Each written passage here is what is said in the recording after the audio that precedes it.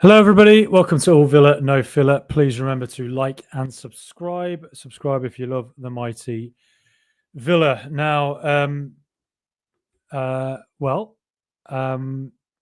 a lot is going on in Aston Villa world, is it? Not a lot at all. Why that is, it's difficult to fully work out.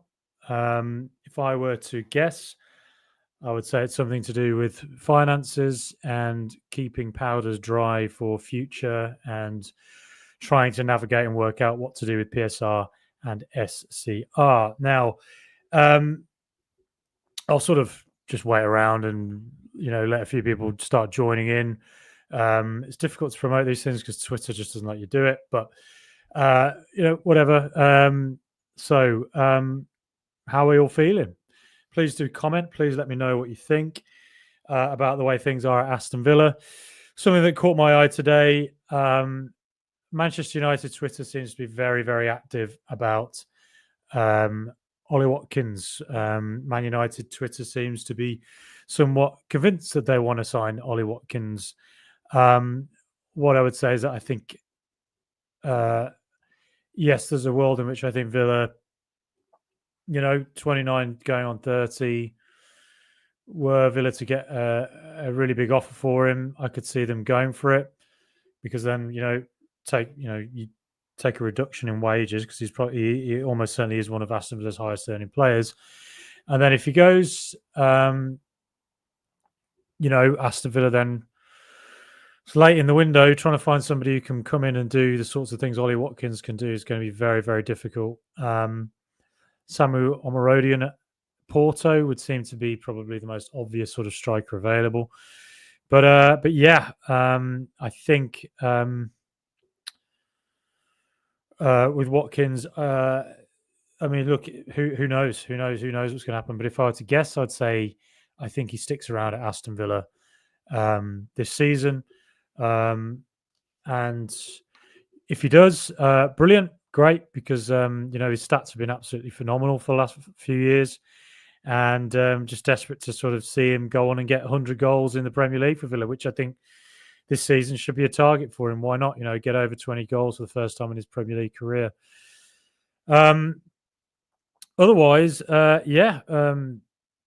not loads to report, really, is there? Emi Martinez, that still is pretty quiet. It was very loud for a fair few weeks. And ever since he cried on the pitch after the Tottenham game at the end of the season, there have been question marks about his future. I talked about that at length last week, trying to understand why Aston Villa might want to move on Martinez and Ollie Watkins, not because of their undoubted quality, because they're brilliant players. It'll be very difficult to replace, but, in the context of SCR, which Aston Villa have to get down from, 91% 2 years ago. I think they're somewhere in the 80s right now. They have to get down to 70%. Because, the punishment is what we just had from UEFA, a £9.5 million fine. I can sort of see why one of Martinez or Watkins might go, just because they are, let's face it, probably our highest earners.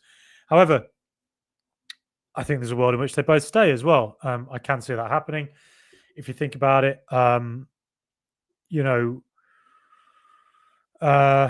with Martinez, I'd say he's probably our highest earner. I think he's probably on sort of bonuses as well that, are worthy of somebody who's won 2 Yashin awards. He deserves to be the highest paid player at Villa. But if you were to look around the Villa squad and think, well, who can we get out of there that might help with PSR? Surely it has to be. Take this off. Surely it has to be Leander Dendoncker on a reported 90 grand a week. I've seen reports today from The Athletic that Luca Dean is in talks with Unai Emery about a new contract. He has 1 year left on his contract. Again, reports suggest he's on £120,000 a week. That's a massive salary. It's a massive salary. And let's face it, he's not going to get that again ever in his career. So you could see why he might hold on for another year at Aston Villa.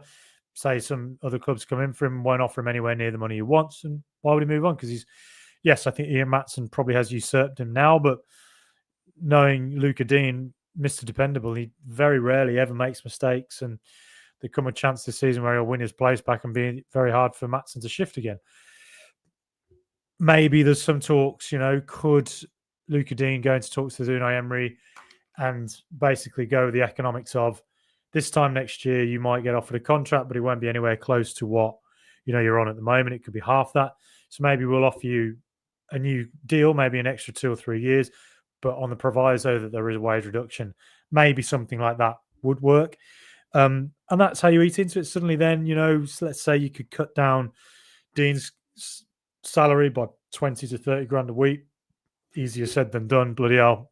Easy, not easy talking to anyone to take a reduction in that sort type. But, and then if you could shift Dendoncker, and on top of that, you've shifted Coutinho as well.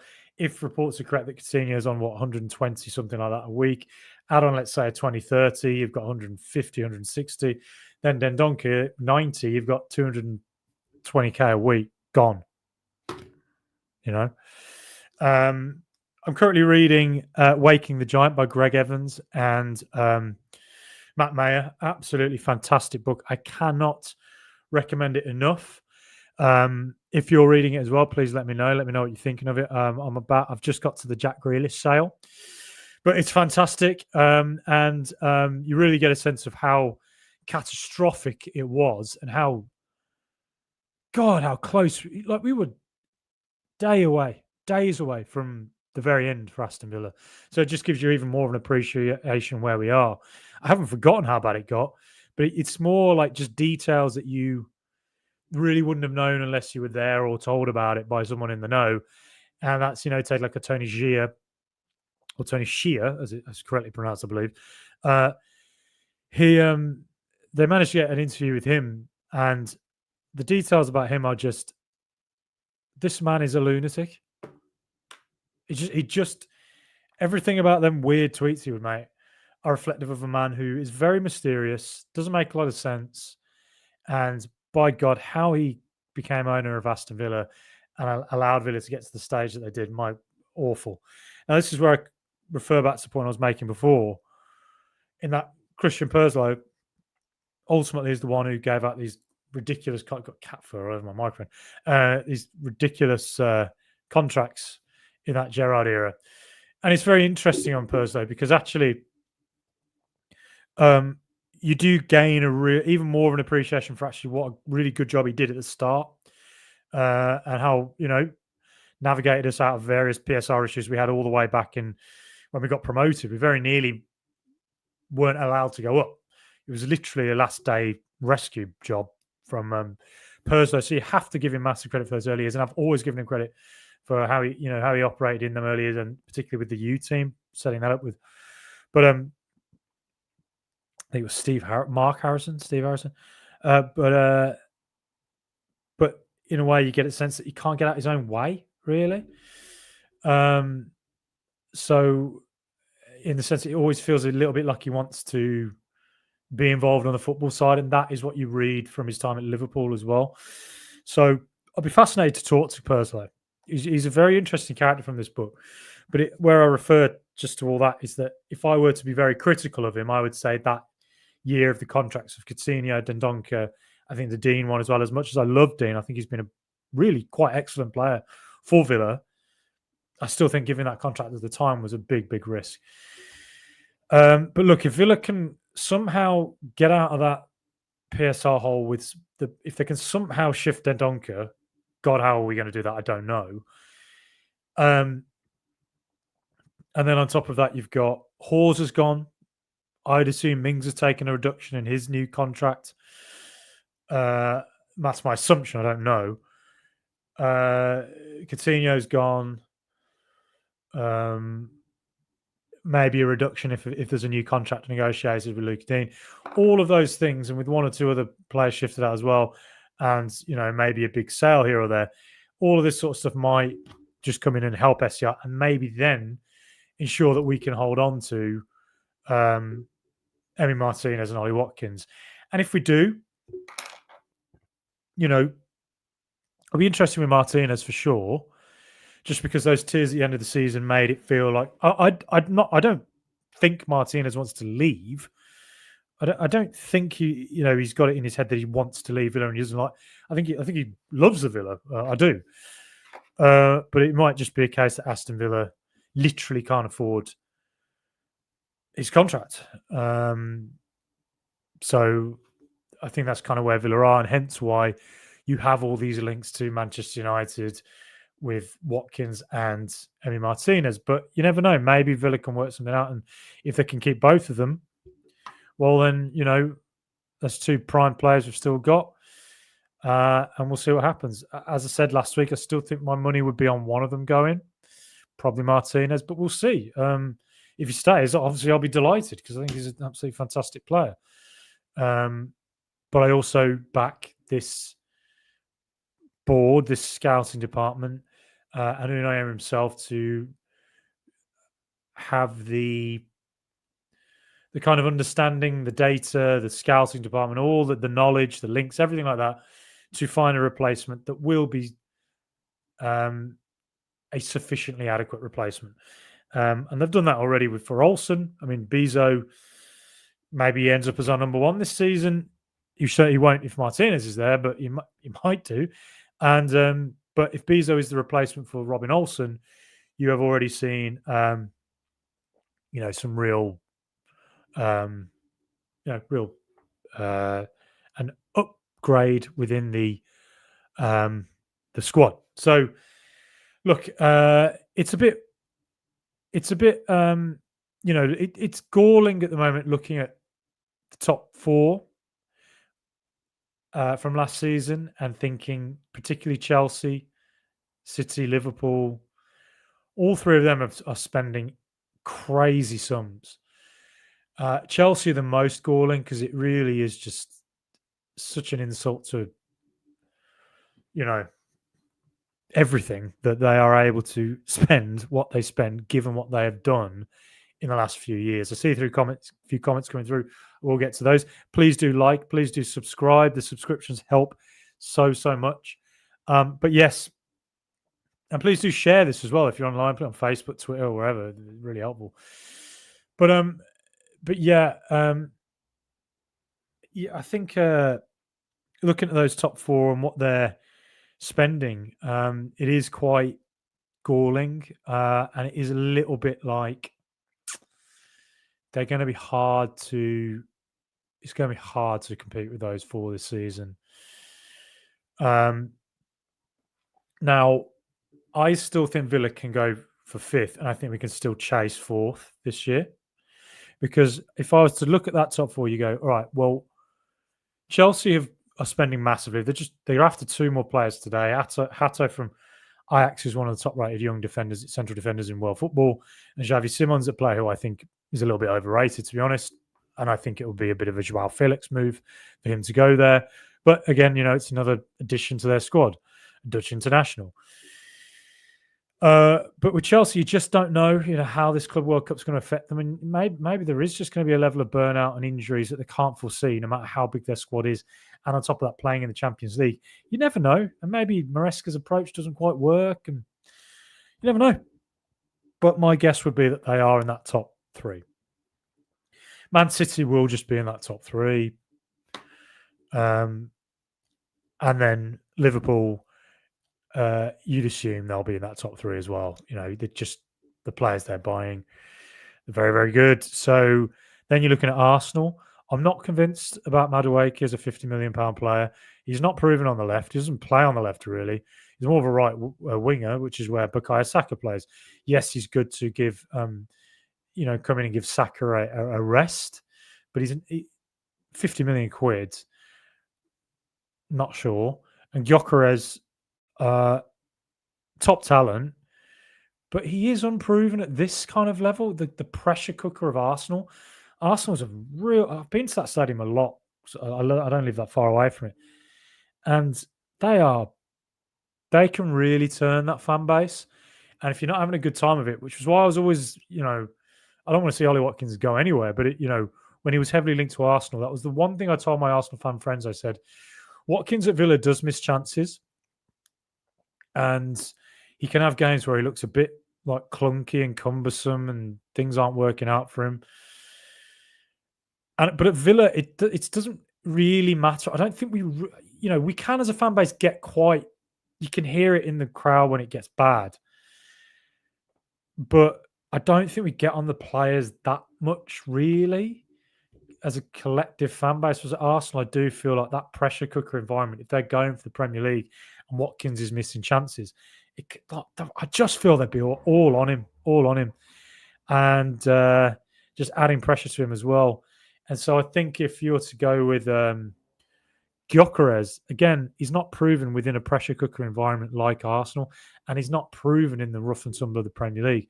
Look, he's a Champions League player. He's had a fantastic time at Sporting. My guess is that he will be a very good player for Arsenal. But if I was to look at any of those top four right now, I would say Arsenal, the one who maybe fall back a bit and might be a target for Villa. Then you're looking at the other Champions League teams, Newcastle and Tottenham. I don't think I think you could look at both of them and you could make a case that both of them could be in a bit of trouble in the Premier League this year if they are not able to quickly balance and work out how to play in the Champions League. Because when Newcastle played in the Champions League with 6 games a year and a half ago, they had a shocking injury crisis and it really impacted their Premier League form. That was 6 games they played. They went out in the first, in the league stage. They now have to play 10 games in the Champions League. They've made one big signing in Elanga, who I don't think is a transformational signing. I think he's a complementary signing to how they already play. And I think he's going to have a real job on his hands to match the stats that Jacob Murphy got last season, one of the top assist makers in the Premier League. I think he's a really good signing for them, but I don't think he's a transformational signing. And I dare say that if Newcastle this season play with the same kind of physicality as they always do, they are going to have a real problem balancing the Champions League and the Premier League. And Aston Villa should look at that and think they are a team we can target. Because quite frankly, despite the fact they've got Champions League, they do seem to be having a bit of a difficult time of it in the transfer window. There's still time to go and they still might pull out a couple of big signings, but it is feeling a little bit like they're in a bit of a, they're probably not overly delighted with how things have gone this summer. And then you look at Tottenham, Morgan's Gibbs-White debacle. I mean, God only knows what's going to happen there. If they get Gibbs-White, a fantastic signing. They've got Mohamed Kudus, who again I think is a fantastic player, top signing, but he's a bit Spursy as well. He's a bit fantastic and a bit not great. James Maddison, star player. If they get Gibbs-White, I'd fancy Spurs to push for 4th and 5th this year. If they don't get him, you've got Thomas Frank, very intelligent coach, but again, someone who's never managed at this level with this pressure, with a fan base that are mourning the loss of Ange. And again, not only has Thomas Frank never had the experience of managing this level of club, he's also never had the experience of playing in Europe. And this is where Aston Villa have a real advantage over those two clubs. Unai Emery's been there and done it. These players as a collective have been there and done it. And I would fancy Aston Villa to be where Newcastle and Tottenham are this season. And I would even back Villa to finish above them. And then you come to Man United, the great unknown. I do not know. I think they're going to pull off 1 or 2 big signings again. They've got Mbeumo, they've got Cunha. Yes, they're big players. Players in their prime, big wages, no resale value. They kind of need them to get them in the Champions League soon. I'm not convinced they're going to do it because I think the top 4 is too strong and I don't think Man United are going to get anywhere near them. If they sign a top striker, if they sign a goalkeeper, it might change things. But as a squad and as a collective, I still don't think they're there. So, yeah, I think Villa should look at all of them, Tottenham, Spurs and Newcastle. Sorry, Tottenham, United and Newcastle, and think we can target that and we should go for it. But at the moment, Aston Villa, our squad isn't as strong as it was at the very end of last season when we had Asensio and Marcus Rashford.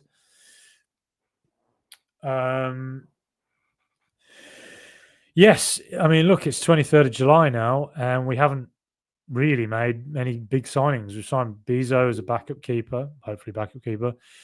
Zepikeno Redmond from Feyenoord. But again, an unproven young player. I mean, maybe he comes in and he's John Duran, who knows? But he's not Marcus Rashford, is he? So yeah, Villa are going to have to make some signings, and I'll prove it to you. You know, I've done this a couple of times, but I'll just show you the current makeup of the squad. And you know, these left backs, there's a lot of them. Moreno's featured a bit in pre-season already. I'd imagine he's going to go. Illing Jr., interesting one. I don't know. I think Unai Emery's going to test him out when he's in pre-season. I think he's going to play a fair bit in the US. Might play as a winger. I've seen a lot of people talking about this 3-5-2 formation that Villa might go for. That people seem to be seeing in pre-season. I'm yet to be convinced that Villa are doing that. A three at the back. I only say that because every time I've watched Villa in the last few years, when Villa go forward, Villa do tend to shift into a three at the back. You know, the left midfielder, the left back will go bomb forward. Cash will come over, and you'll have Torres, Konsa, and Cash as that back three, and then or you'll have maybe the left back goes forward, the right back goes forward, and Boubacar Kamara steps back into the right centre back role. So then you've got the back three. So I'm not quite sure at the moment where the idea of the back threes comes from, whether they think Villa are going to start with a 3-5-2 or anything like that. I don't know, but we'll see. I mean, look, I'm yet to be convinced Villa are going to do a back three this season. I think we'll probably continue how we go, but we'll see in the US. You know, the lads flying out there, I think today, maybe. And once we see a few games out there, maybe we'll see Professor Unai toying with a few new formations. And if Villa do play with a three at the back and they do play with a wing back, that's where Samuel Illing Jr. comes in very handy indeed, because that is ultimately his role. Now, Illing Jr. can play in that Jacob Ramsey position, that sort of left midfield role. I fancy he might just be a left back in waiting, is where I would bet on it. You never know. I mean, maybe Professor Unai looks at it and goes, you know what, Illing Jr. is all right. He's all right. Played at Juventus. He's played at Bologna. Scored a Champions League goal for them last season. Let's give him a chance. Let's do a Philogene. Let's give him till January and see what happens. But if I were to guess, I think he probably goes out on loan again. So those are the left backs, I think, Dean and Maatsen. Pau Torres and Mings. I will get to the comments in a second. I can see quite a lot coming through. I will get to those. I'll go through all of them and we'll chat. Just quickly look at the squad, though. Please do like and subscribe. Please share. All that really helps. Click that subscribe button. If you don't, you're a Blues fan. I didn't write the rules.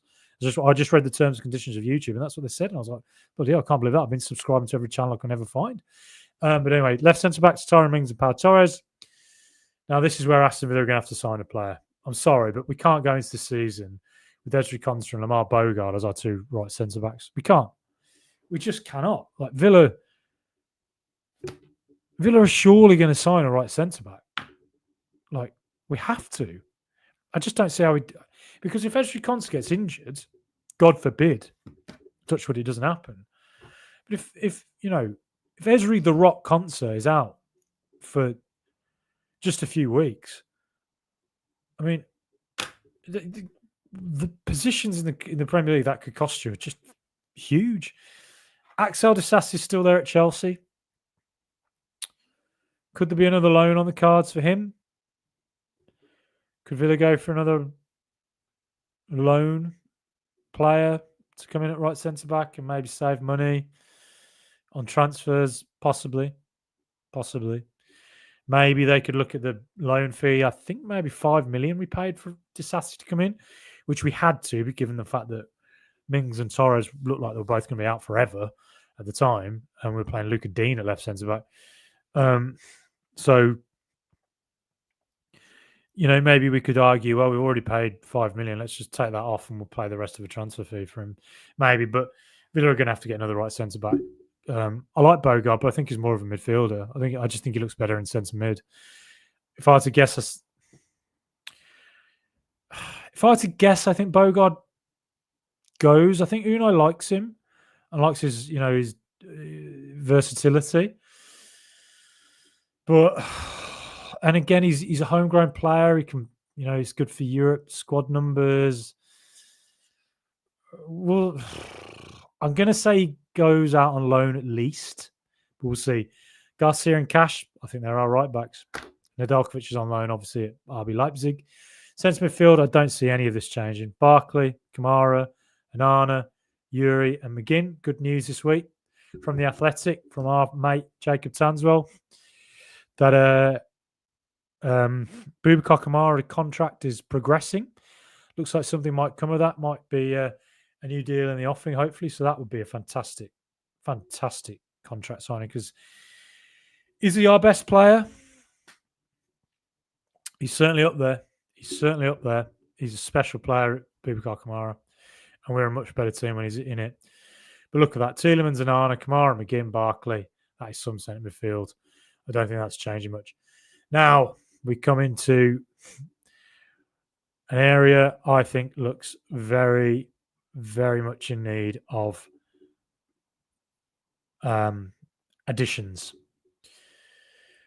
I would go from this. Zepikeno Redmond as our backup striker. It's a big ask for a player who I think has scored 2 goals, if that, for Feyenoord. 18 years of age. Obviously an exciting young talent. Has done well in the underage groups for the Netherlands. I mean, look, when Durant came in from Chicago Fire, his numbers were not great, right? But there was something that the data gurus at Bodymore Heath could see in those underlying numbers that suggested this was a player who could go on and become something very special. And they were proven absolutely right, because Durant is a very special player. It's just his mentality is questionable. So you would like to think that with Redmond, Aston Villa have seen something within him, within his stats and numbers, which suggests to them that this is a player who could go on to become something special. And maybe we just keep him around like Duran and just throw him on every now and again and see how he gets on. I personally think that's a big ask. That's a big risk for a team that's going for the Champions League again, that has ambitions of being in the Champions League and has ambitions of winning the Europa League. I think it's a risk, which is why I think Daniel Marlon is our backup striker this season. And Daniel Marlon is also our right winger. Just draw Leon Bailey in there as well. So you got Marlon. I think Emery prefers Marlon as a striker.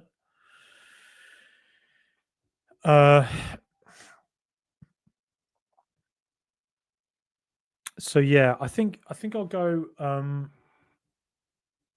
My God, there's someone singing downstairs. It's such a It really distracted me there.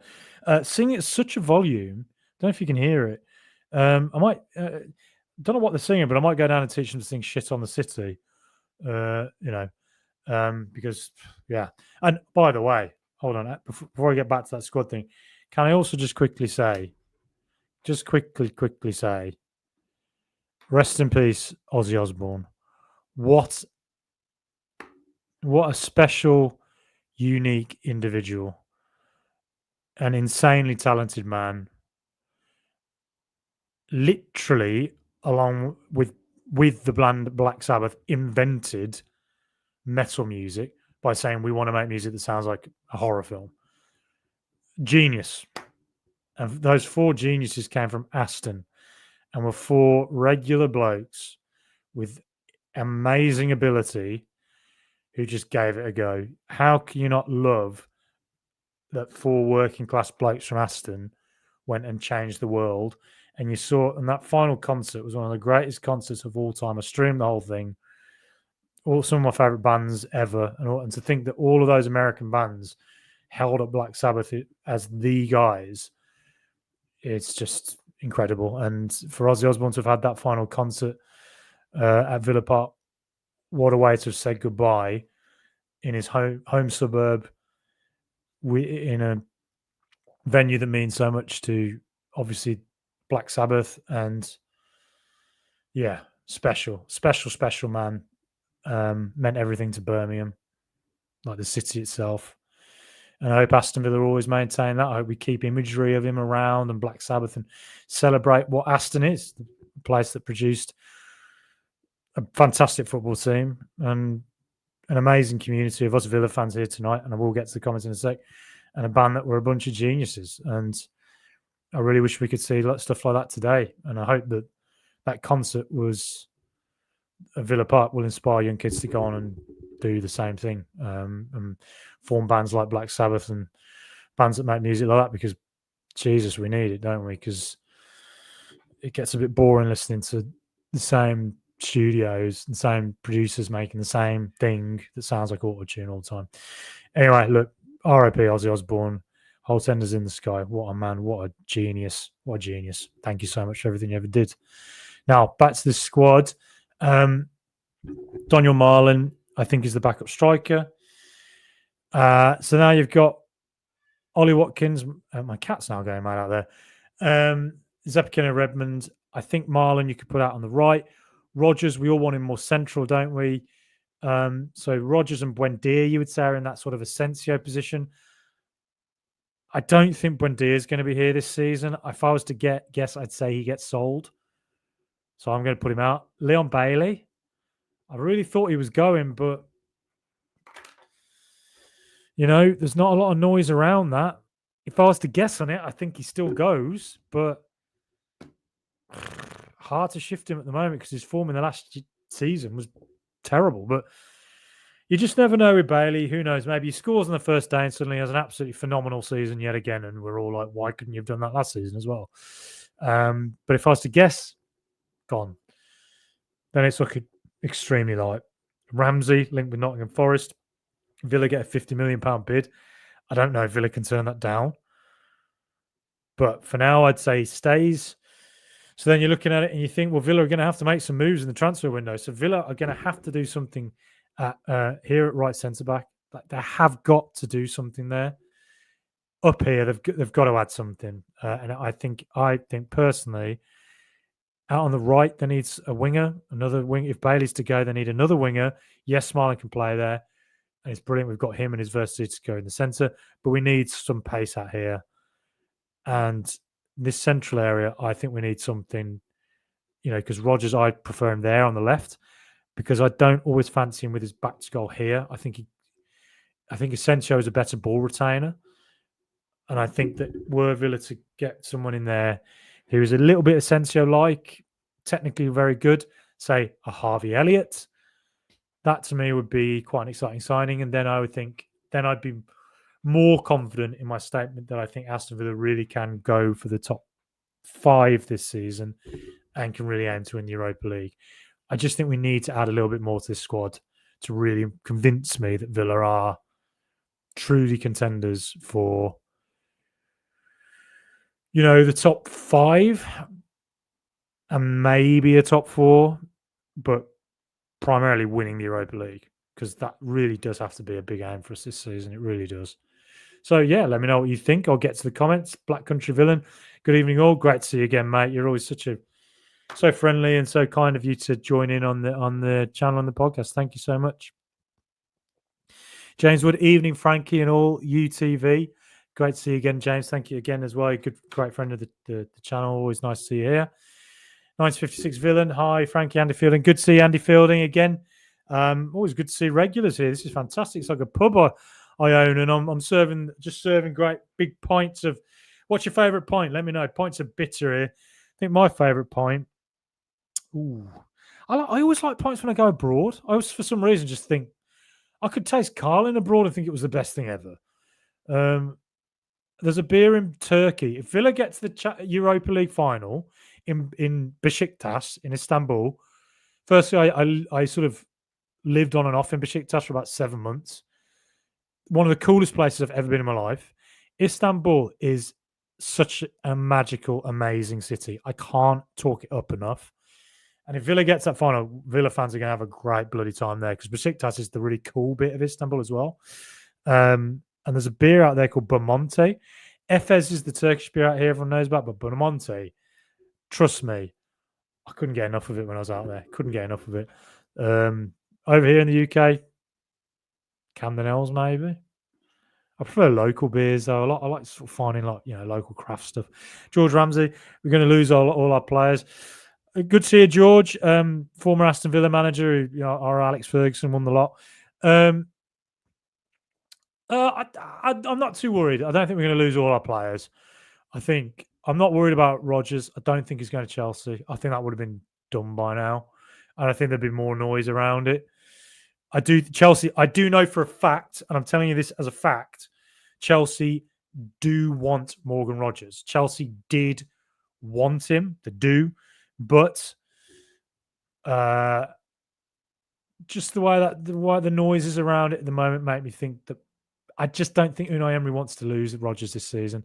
I don't think Rodgers is any rush to go either. I don't see why he would be. I mean, brilliant player, and look, he's got another season of Villa to go. Just keep up your form, and the world's your oyster. Real Madrid might want you, mate, and if they want you, we'll go for it. Go play with your mate Jude out there. So yeah, I think Chelsea definitely want him, but the fact they've been linked with Xavi Simons today as well makes me think. I think Villa. Ramsey, it depends. If Forest bid 50 million, well, let's go back in with a 60 million bid for Morgan Gibbs-White. I think it'd be a fantastic sign for Villa. We wanted to have a team next year. Yeah, we need to make additions, George. We do. Matt Jakeman, great to see you, Matt. I'm sure I've seen you before on this channel. Thank you so much for your nice words. Remember driving past Villa Park a day before we were literally about to go bust. Just felt surreal thinking about Villa not existing. Our new owners are amazing. Yeah, that's in reference to what I was saying earlier about reading Waking the Giant by Greg Evans and Matt Mayer. I can't recommend it enough. Can't put it down. It's fantastic. Yeah. I mean, I remember I'd become really detached because I think that was the only way I could cope with it. Thinking Villa aren't going to be here anymore. I did just become quite like, it was almost like mourning someone you've lost, and the only way you can get past it is to be like, just to, I don't know, compartmentalize it somehow. And then when I remember being at work, and it came up on Twitter, on the Financial Times tweeted, Nassef Sawiris and Wes Edens have bought Aston Villa, and I remember out of nowhere being like, oh my god, wait, what? Who are these guys? And then reading like the owner of the Milwaukee Bucks, an Egyptian billionaire. What? Just, I literally at work let out a loud cheer and then went for a 10-hour liquid lunch. Couldn't believe it. 956 villain. Stop worrying, George. James Wood just shows that the FA fit and proper for new ownership is rubbish. In reference to Tony Shearer. Yeah, there's been way too many owners who've got through. We've seen it at Birmingham City as well. I've seen it West Brom, you could argue, right now. Sheffield Wednesday, Reading, just a shambles. That's all these idiots get there. Monchi might have some players lined up. So it says George, yeah. Oh, we will, 100%. Of course we will. 956. Andy Fielding, it's July 23rd. Window ends early September. Yeah, very good point. Very worth remembering that. Be patient, villains. Absolutely. Well, Frankie, love from Ireland, says Matthew Maguire with the greatest surname I've ever seen. Matty Maguire. Good to see you, my old Irish brethren up the island. Always good to see my fellow Irish passporters here. If you're Brummie Irish as well, let me know. Big old community of them at Aston Villa. I love meeting them. James Wood, surely Bailey is the one out the door. Maybe not a big sale, but high earner. Yeah, you'd think so. Fenerbahce linked with him. I could see him going to Fenerbahce for sure. But there's also a part of me that thinks, again, that's all gone a bit quiet. And he is on a big salary. Shifting that salary is not easy. It is not easy at all. Please like and subscribe. Please subscribe. But Bailey's race felt like it was really run last season. It just felt like it was done. If he's still here early next season, he is going to have to win us back round quickly, because last season simply wasn't good enough.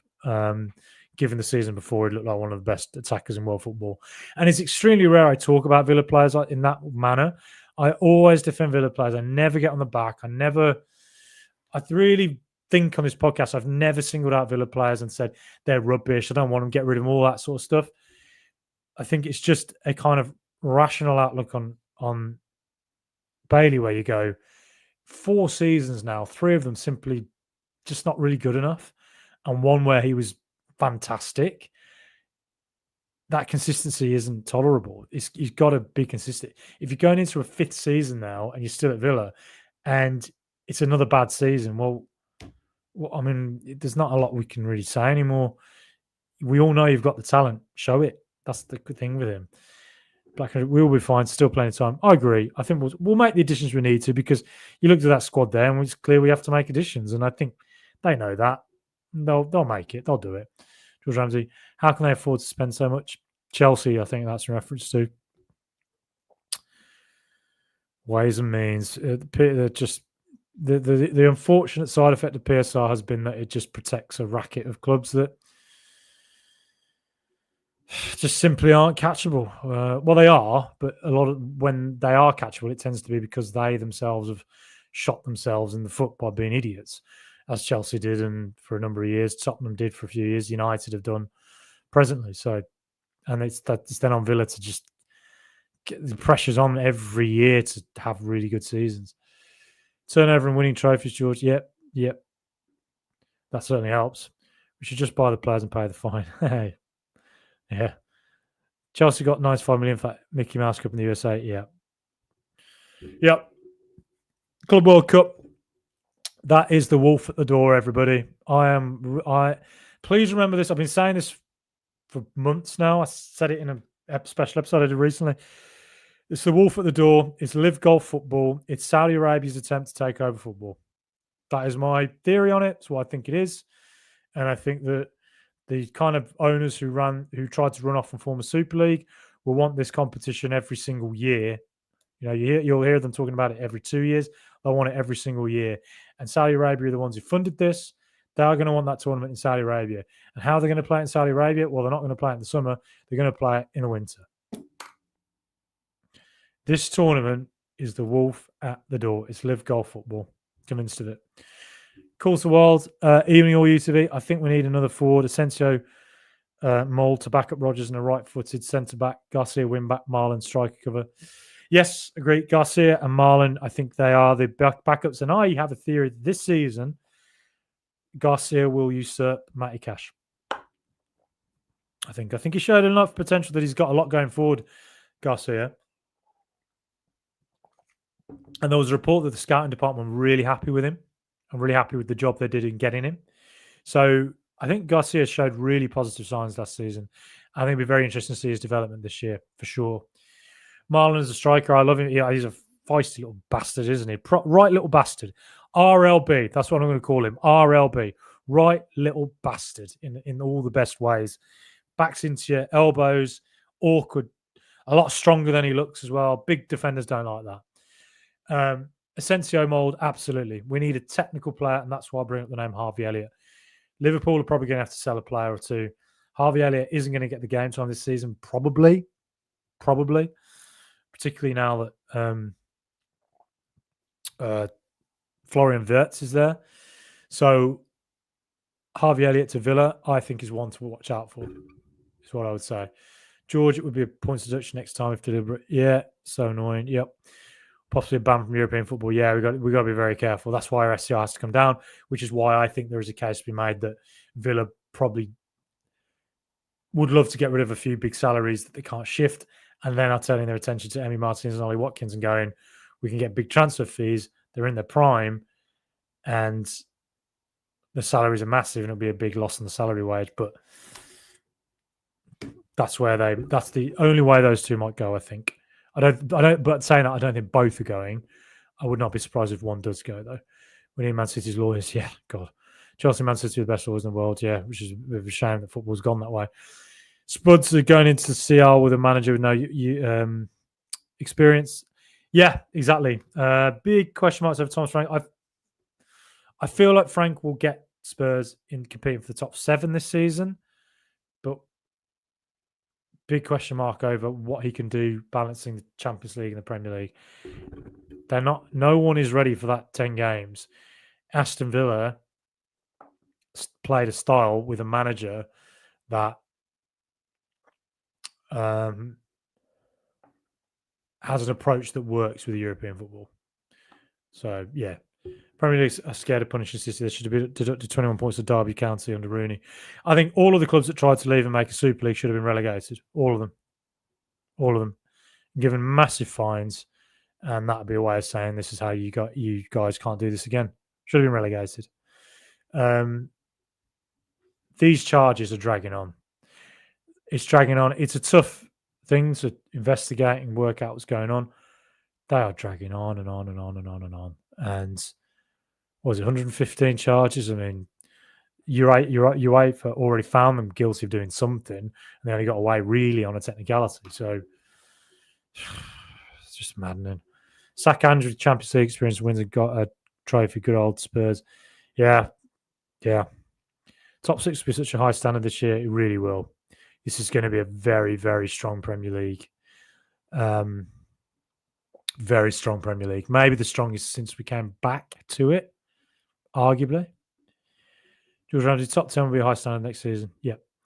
And no reason why we can't be in the top six. Yeah, I agree. I think we'll push the top six again this year. I think we will. And if we're pushing top six, aim for the top four. Liverpool stroll the PL again, in my opinion. I'm not sure. There's a couple of big signings there that you're going to have to see how they get on. There's no guarantee. It's a massive fee for Florian Wirtz. There's no guarantee that he comes in, and by and large, players get signed for that sort of a fee. They don't actually tend to live up to it. I think if they get Ekatike or Isak, I think if they got Isak, they'd win the league. If they get Ekatike, again, question mark. I personally think he'll be a big success, like Marmoush coming from Frankfurt to City. I think Marmoush is one of my tips to be the player of the season. But I think City, whilst they play the Club World Cup and that might affect them, I do think Rodri coming back is massive.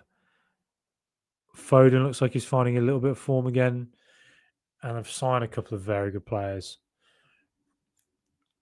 Yeah, I don't know who's going to win the league this year, I don't know. I think if Chelsea hadn't got all the way in the Club World Cup, I think they'd have a really good chance, but I don't know whether they can do it. Cash and defence, yep. He's all right back. Danny, good to see you, Danny. I've seen you comment on here before. Is this Danny from Blue Sky Twitter? Great to see if it is. Great to see you, Danny, on here as well, because I have seen you comment on this channel before. Thank you so much for your nice comments. And if it is Danny from Twitter and Blue Sky, lovely to meet you. Always, there's a lot of people I enjoy following on Villa Twitter and Blue Sky that I've sort of got to know and recognise over the years. And you're always one of my favourite contributors to the discourse. So yeah, great to see you. Not making Champions League has hampered us big time for me. I'll judge the first day of the EPL and rate it, but we need to inject some quality to push on. Yeah, I'd agree. We need to inject quality. Absolutely. Yeah, I think not getting Champions League, when you look at Unai Emery's face at the end of that game at Old Trafford, I do not think that face was just him annoyed at that game. I think that face was him thinking ahead to this summer. I do. And thinking what might have been. And what is, because it's really put us in a bloody awkward spot now, particularly with SCR and the level of player you can attract. Because had Villa got Champions League, I dare say we would have signed Elanga, and I know again for a fact Villa were interested in Elanga. And Elanga, you would think, would be a more consistent right winger than Leon Bailey. He'd have been a big signing for Villa, Elanga. Now, other players, I think Villa might have gone for Rashford again, maybe. And maybe we'd have signed Asensio, at least on a loan for another year. And then, one or two players that you just can't foresee, but top level players, because they'd want to come to the Champions League for a team that's proven itself in the Champions League. So, yeah, man. But Europa League, look, it's a fantastic competition. If Villa were to win it, it'd be like, honestly, I think I'd go to retirement home already, and everyone in the age of 85 looking at me thinking, who's this loser? Why is he here? And I'd be like, there's nothing left for me to do, to be honest. Although I think, hold on, Villa are in the Champions League. Actually, I need to go follow Villa in the Champions League. Then I'll retire if we win that. George Ramsey, I believe we can make top six if we buy some quality, or if we have some secret youth team players about to break through. Yes, 1 or 2 youth players could come through. There is some real quality in that youth academy, and we are probably overdue one coming through now. Hemmings seems to be one that gets a lot of mention. Technically very nice. But yeah, we need to inject quality. As Danny said, as I said during the squad thing, if Villa are to go in with this squad right now into the first day of the season at Newcastle, I won't be massively confident. If we go in with a couple of players who can really add something, then I'll be like, right, we go again. I'm excited now. Top six should be such a high level. Yeah, it absolutely will. James, haven't we got European football for 3 seasons with Cash? Maybe not that bad. Exactly. I think Cash is not overrated, but Cash is certainly underrated by a lot of people. I think Cash is a functional, dependable, athletic right back is how I would describe it. He's not great in the final third. He cuts back all the time, but beating him defensively is not easy. And there's a reason Unai Emery always tends to just go back to him. He's a very solid fullback, and he's had some great displays for us. The way Mark Kvaratskhelia for PSG at Villa Park, he was fantastic. He's an athlete. He's an athlete, and we all know his limitations, particularly in that final third. But which is why I think were Villa to have got Champions League, I dare say that would have been an area we'd have gone. Let's get someone in who we know can do it more consistently in the final third, which is why I theorise Garcia might overtake him this season if Garcia can prove himself as a defender, but then also in that final third. I just feel like Garcia looks like he has a little bit more. Andy Fielding, if you had to sell 2 players, who would they be? Mine would be Dean and Cash. Oh, God, yeah, that's a great question. Probably Cash in the sense of, again, not because I dislike him. I think he's a very functional, dependable right back. But Cash just in the sense, I think, if you could upgrade that area, it's somewhere I'd love to see just a more attacking fullback. Another player, God, I don't know. Dendoncker. Players we could realistically sell.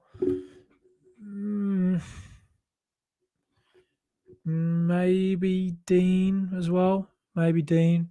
Just because, he's in his 30s now and big contracts. And if you could get a solid left back to come in and replace him, maybe that. Might bring Jack back. Yeah. My theory on him, loan for a season and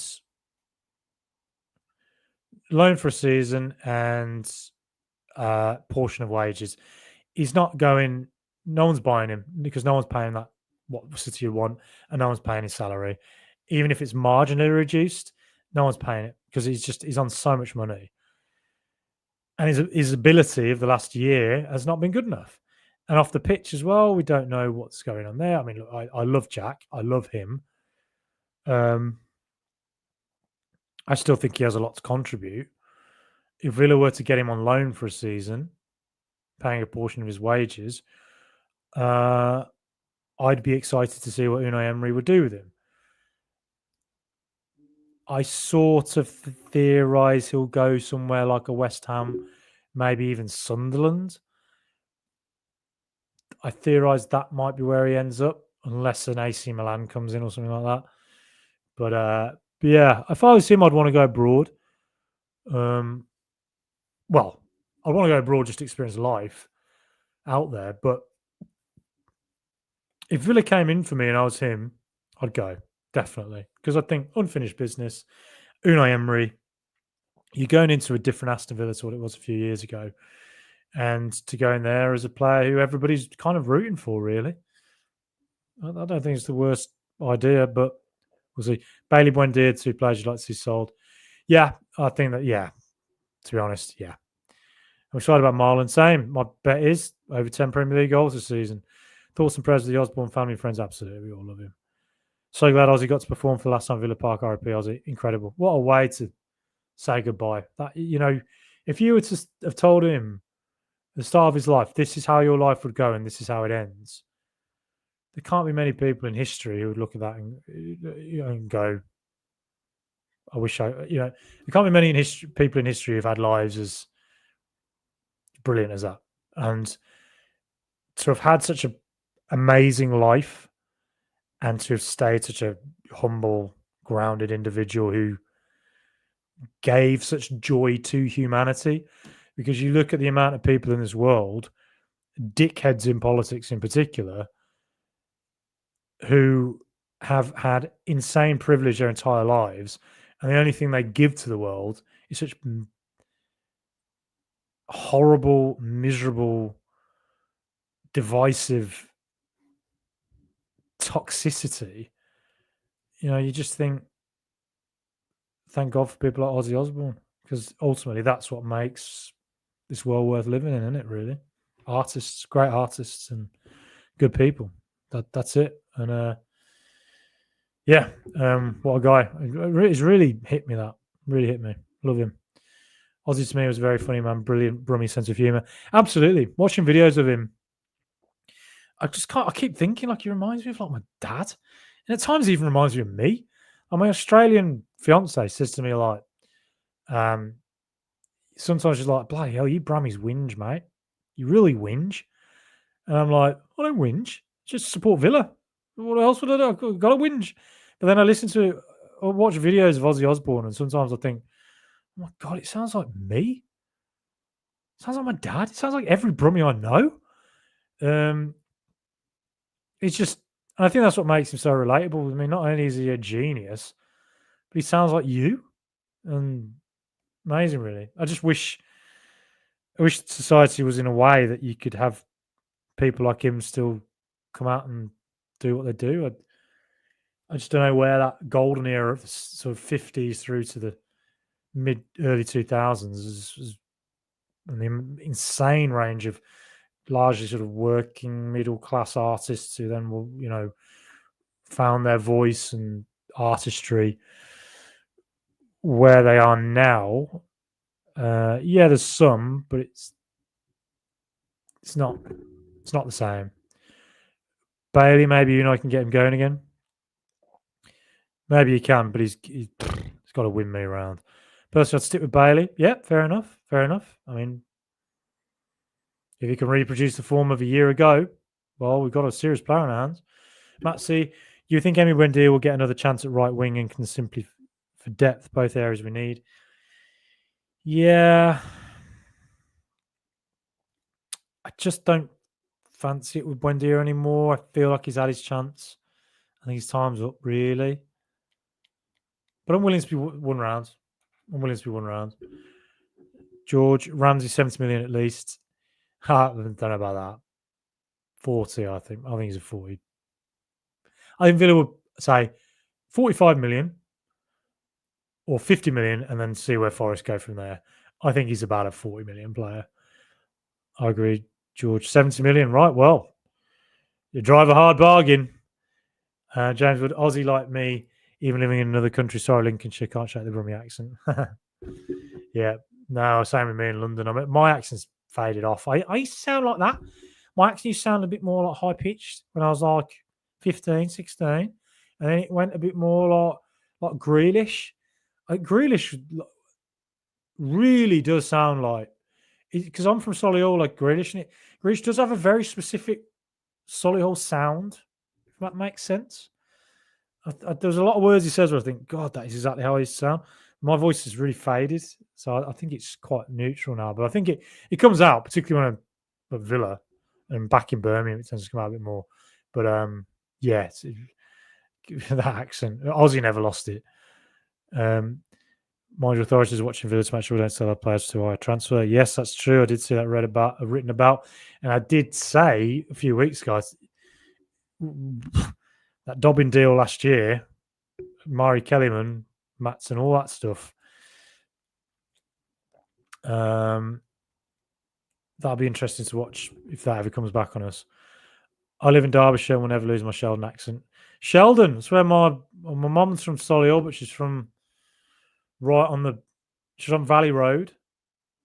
which is brothers John Dean. So John Dean, the Dean family, that's where they were from, and so it's technically Solihull, but it's Sheldon, Elmden Heath Park, all that area. So I know Sheldon very well. Spent St Thomas More Church, the mass I used to go to there quite a bit. That Sheldon accent, yeah. Wish I'd kept my Brummie a bit more. Not sure how much Villa are allowed to sell their players for now. Yeah, 1956. I was born near Ozzy, says George, over in Aston. Yeah, when my grandparents moved over from Ireland, they went to Aston, and oddly, I've got a lot of Aston Villa fan friends whose families all came from Aston at the same time, so they all lived on similar roads, and they all have shared stories of knowing Ozzy Osbourne as a kid. And so a few of I don't know whether my grandparents knew, but my grandma's brother was a music teacher or held like music ran a music club, and I think he knew Ozzy Osbourne as a kid. My mom met him when she was about 10 as well, around Aston. He was just a nice kid, apparently. Like, it's just great, isn't it? I like to think this bloke, normal kid from Aston, went on and invented metal music. Metallica, Rage Against the Machine, Slayer, like all these bands bloody, it's unbelievable. Oakham Citra in the Welly, best beer on earth. Right. Good to know that. Oakham Citra, okay. I'll look that up. No, I didn't know that. Fizzy beer, no. Right. Oh, did you ever go to the Fenevi Gala Turkish derby? Supposed to be crazy. No, I never went but I was in Istanbul on the day Fenerbahce played Galatasaray, and honestly, it's the first time I'd ever heard that they have these kind of like firecrackers. And it's the first time I'd ever heard one, and I was walking down Istiklal, which is their equivalent of Oxford Street or New Street in Birmingham. And I was walking down it, and one of them went off, and I thought it was a gunshot. Like 4 or 5 of us just went like that, like down on the floor. Like, what the hell was that? Looked around, and there were like all this group of Galatasaray fans going crazy, throwing these things, singing. It was mad, like just banging like against these walls. And then that night, I was in a pub with a mate, and the game was happening, or it was over. And we were looking outside the window, and basically all the fans were just gathered around the roads, and they were just surrounding cars and pushing them back and forth and chanting. And it was absolutely crazy. I mean, I've seen some mad atmospheres. Villa has an incredible atmosphere at night, but I don't think I've ever seen anything quite as wild as what that was. And given the fact it would be like if Villa fans were going mental in Birmingham city centre for an entire day, setting off the loudest flares you've ever heard in your life, and surrounding cars on Broad Street, all up and down the street, and pushing them back and forth. It was that crazy. But Istanbul, one of the greatest cities I've ever been to in my life, truly. Maybe my favourite city ever. It's amazing. Washington other teams want our players are very good. Absolutely. Of course I would. Point of probably Carlsberg. Oh, yeah. Fair shout. Carlsberg did beer. Best in the world. Mark Brannigan. Good to see you, Mark. Hey, Frankie. I don't see us buying until we move Moreno, Buendia and Bailey on first. Yeah. I think it does feel like we're waiting to move a few players on. It does feel like that. I think there will be movement in the next week to 2 weeks. I think. We'll see. Ronan Ward. Ronan, good to see you, mate. Met you at the Aston Social. Hopefully I'll see you there again this year, a Premier League game or a Europa League game maybe. But if you are there, just send me a DM, Twitter, Blue Sky, whichever.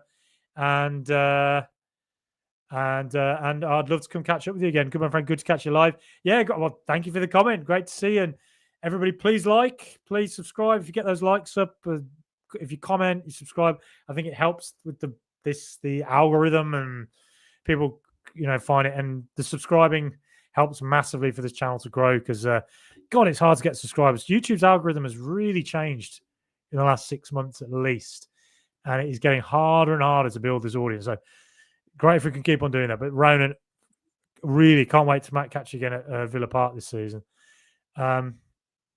George Ramsey. Good with the old Irish. Is Misha Francis Agasas Birmingham Mayor? Tarshe Des Boulala. You were very beautiful. I think I say that to Unai Emery a lot. I'm not going to try and pronounce all that. But just let me know what that means. Bailey is good every so many seasons. Yeah, maybe this is his season. Our league is very demanding. It absolutely is. The FA is so incompetent. How are the 100 plus charges with City not solved yet?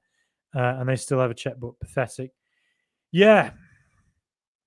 I think it's the Premier League that's doing the investigation into Man City.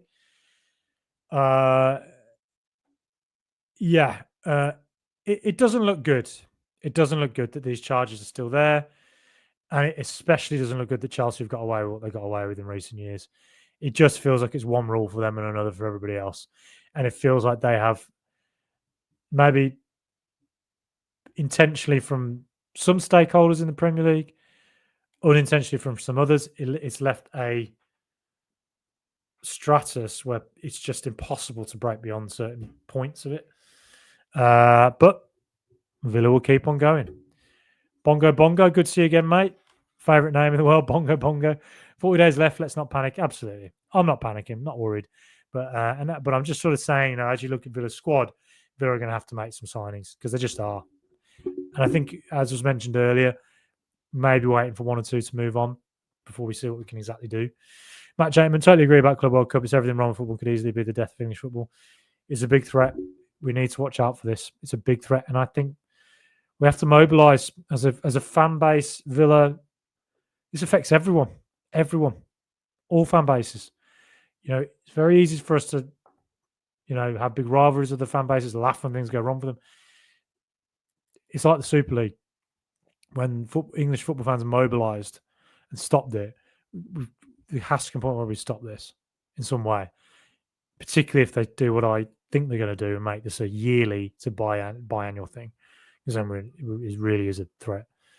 David McGurk, new faces will come in as we need to freshen up the squad. Yeah, absolutely. Call to the wild. Bailey has to have his head in the game. Another break. Give him till January and see how he is next season. Yeah, that could be end up what happens if we can't shift him. Fenerbahce don't make that bid. Maybe Unai says to him, "Show me what you gave me a year ago, and I'll give you till January. And if you don't, you're out." Bongo, Elliott, and Grealish would give us a huge boost. Yeah. Yes, I think they would. I think if both of those came in, I'd be thinking, all right. Elliott, I'd be very excited. Grealish, I'd be like, all right, mate, show us what you got. There's still a brilliant player in there somewhere. Show us what you got. Ronan Wood, shifting players out that we don't want will be hard work. The incoming signings won't start until one big domino falls. Emmy, the one for me. Absolutely agree with all you said there. I think Emmy, I still think I said it on the podcast this week. I don't want him to go. I'm not trying to sell him, as I'm sure you're the same, Ronan. But you just look at it and you think, I assume he's probably on somewhere close to 200k a week. And if Man United make him a bid, make him an offer, they could probably offer him 250 to 300 a week. Or if Saudi Arabia make him offer, I don't think he wants to go to Saudi. So I'll rule that out. And on top of that, Villa maybe look at it and think, we can't pay the bonuses he's probably getting. And the only reason I'm theorising these type of wages is probably on is because he's twice now in a row best goalkeeper in the world. If you're that level, then you deserve that level of salary. So yeah, I think Emery probably. I just feel like he's going to go. Don't want him to, but we'll see. We'll see. Shifting players will be hard work. It will. It's going to be hard. Thinking of your point about Contra needing cover, what do you think of the other Asensio from Madrid? Might be an opportunity to sign a Huijsen from Bournemouth. Yeah, Asensio, an interesting one, a controversial character if it's the one I'm thinking of. I think there's some issue with him. But, I mean, look, if you play for Real Madrid, you've got something. They wouldn't sell cheap, and he wouldn't come cheap. But as a backup, I wouldn't be against it. I just can't quite remember why I think he's got a legal thing, but I can't remember why I think that. Sorry if I'm wrong about that. Sorry to him if I'm wrong about that, but I feel like there's something about him. George Ramsey, Man City might lose all their trophies. Yeah, they should do. if they've been found guilty. Absolutely. Villa might win a cup retrospectively. Think of all the fan bases who missed out. If they're guilty, fan bases are missed out because of that. Seems we've analysed Liverpool, so if they don't vastly improve, they may fall short. Yeah, that's a very good point about Liverpool. Yeah, for sure. City under Pep think they have averaged about around 90 points until last season, which they could get seen a 50 points deduction and not go down. Their deduction will come when they won't get relegated. Yes, yeah, probably. I personally think they should be relegated. They must be really confident they're not going to be, given the contracts are just handed out. The deals are just done with Puma. But if they're guilty, they have got to be. I think they should be relegated. They should restrict the trophies, and they should have if they're not relegated, 50-point deduction. Yeah, absolutely. Cash is a scratch golfer. He's a naturally gifted sportsman. They all bloody are.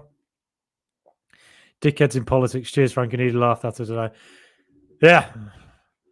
There's a lot of them, folks, I tell you. Two-tier. Well. Maluka. I'm trying to see what that Aston Villa men. See what that nice. It looks like an album cover. We need a bit of patience form over the last 10 games of the season. We'll get us top 4. Just believe, as in reality, we are in such a good place.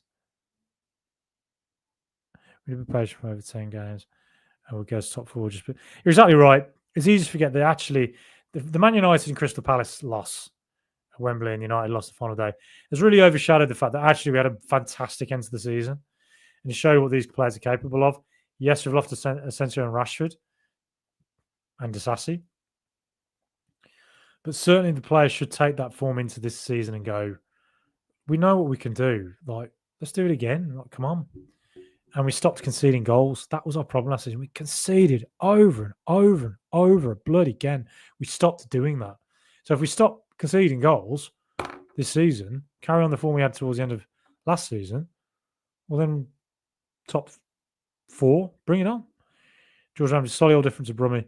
It is. It's subtly different somehow. North Birmingham accent different to South Birmingham. It is. I've got a mate from sort of Newhall, say, sort of that area, something near there. His accent is very much.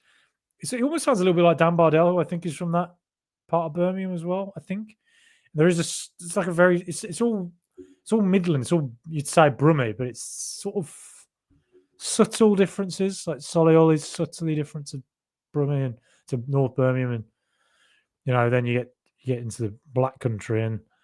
There's Smethwick and that is different altogether. Cranes Park Road, Sheldon, it is. What a place.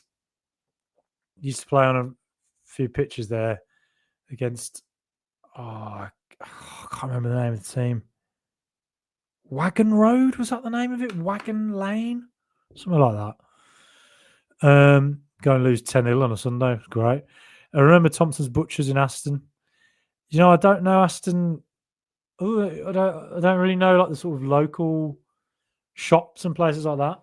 My mum would. I don't know it. But I know the pubs and all the bars and the villa and all that. But yeah, Brumhay Landa DNA Irakan. I think that's my Irish genetics from Birmingham. Yeah, Brummie, Irish Brummie. That's why I look at it. 4 grandparents are Irish. Proud Brummie, proud Irish, sporting the Island. Love the 2 of them. Translation: good afternoon to all the villains and great Irish name. Thank you very much, Frankie White. Brad Pitt played a character called Frankie Maguire in a film called The Devil's Own. So I like to imagine that they walked into the audition and they said, "You look just like a Frankie Maguire."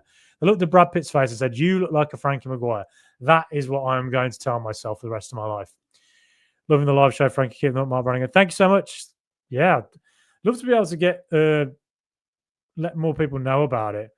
I think the only way I can share it on Twitter is to get a blue tick, and I don't want to pay Twitter for a blue tick, so it's bloody pain, really. I don't really know how else to promote it. Like, I'll do it on Facebook, YouTube. Secret Agent Unai will bring in someone that none of the media will link us with. Yes, I could very much see Villa signing somebody that you just out of the blue. Fabrizio Romano goes, here we go. And we're like, oh, hello. Who's Javier Fernandez from Getafe? Who's he? Kevin Jeans. He thinks Villa will sign a few players late in the window, which is still 40 days in Kazan. Absolutely, Kevin. And thanks again for your comment. Good to see you again, mate. Jose probably asked Monchi about Duran, and he sent a video of best goals and not answering the phone now over Bailey. Yeah. Just sent 65 million quid for a player who's already been loaned out by the team who bought him. Build a statue to Monchi. I mean, I'd go up there every day, rub that bald head and on the statue and say, thank you, mate. 65 million quid. And by the way, can I just have a tenner of it? You just don't sell anyone. Just give me a tenner and I'll buy a round for somebody down at the Aston Social. Credo, politics in a football podcast, but you're right. Nice Trump impersonation, folks, I tell you. Tremendous Trump impersonation, I tell you, folks. David Garcia should get more game time this season. Yeah, he will. He will, definitely. Newhall warmly. George Ramsey says, yeah. Smokey James. We call him Smokey James. He talks like that. He always rubs his hands. Smokey James. Smokey. He, he's, he talks like that. Like it's a bit more like North Birmingham, I think. It sounds a bit more like, you go down to Birmingham, like Solihull, it's a bit more like, more rounded, mate, like Grealish. It's like, a what? A what? What's an encyclopedia? What do you fit? Rodent? Mouse? Oh, yeah. Then he goes to like Birmingham, that sort of more gruff, like Ozzy Osbourne was more, he's just like an old school Brummie. I have a neighbour from Birmingham who grew up probably in a similar time to Ozzy Osbourne, who has that. He's kind of like an old Brummie that's sort of like an old, old Birmingham. It's a little bit more clipped maybe than it is now. And he sounds like that, really. I could just sit here and do accents all day if you want me to. Credo. Maybe we should have leave that to Joey Barton. Yeah. There won't be too many. I won't be talking politics too often on here. Joey Barton, God. Oh. Makes me sick. Hit the like. Thank you so much, Credo. Hit those likes, subscribe. I'll be ending this soon. Please share as well. Football's very political. Government looking to bring rules into control football more. Yeah, the independent regulator. That looks like it's on the cards. Keep doing you, Frankie. You're fresh and try to stay positive. Thank you so much, mate. I do try my best to stay as positive as I can. It's not easy. When you're a Brummer, it's not easy being bloody positive, is it? We like a good old whinge in Birmingham, don't we? That's what we're about. But you know what I mean, mate? You got to stay positive because look, Aston Villa have not had owners as good as this, maybe ever. We've not had a manager as good as this since Ron Saunders. We've not had a scouting department as good as this ever. We've not had a sporting director as globally famous as this ever. We've not had a youth academy as strong as this ever. We've maybe not had players as good as this since the golden era of Ron Saunders. Maybe 92, 93, that era as well under Ron Atkinson. There is so much to be positive about with Aston Villa. The corporate team as well. I know they get ticket prices. I just do not believe should ever go as high as they go, ever. There's other ways that they can make money, but that corporate team, the deals they've been doing that I'm aware of as well, outside of to up the revenues, they're making moves. They really are trying. So. Yeah, there's a lot to be very positive about with Aston Villa, which is why I stay positive with it. And I think that's in response to my accent's nice, gentlemen. Moaning, you want to come live in Lincolnshire. I have no idea what a Lincolnshire accent's like. No idea. I did know somebody actually from there once, named Lisa, and she had quite a York. It was sort of almost like Yorkshire. Oh, she used to be rich. She used to say words like Mardy. Oh, he's in a right mad today. But I don't know whether that's Lincoln. Well, she was from Lincoln. I don't know, maybe. Let the good times roll, onwards and upwards. I agree with you, mate. I agree with you. Anyway, that's the end of the comments. Thank you so much to everybody for all your comments. Thank you so much for your contributions. Thank you so much to everybody for watching.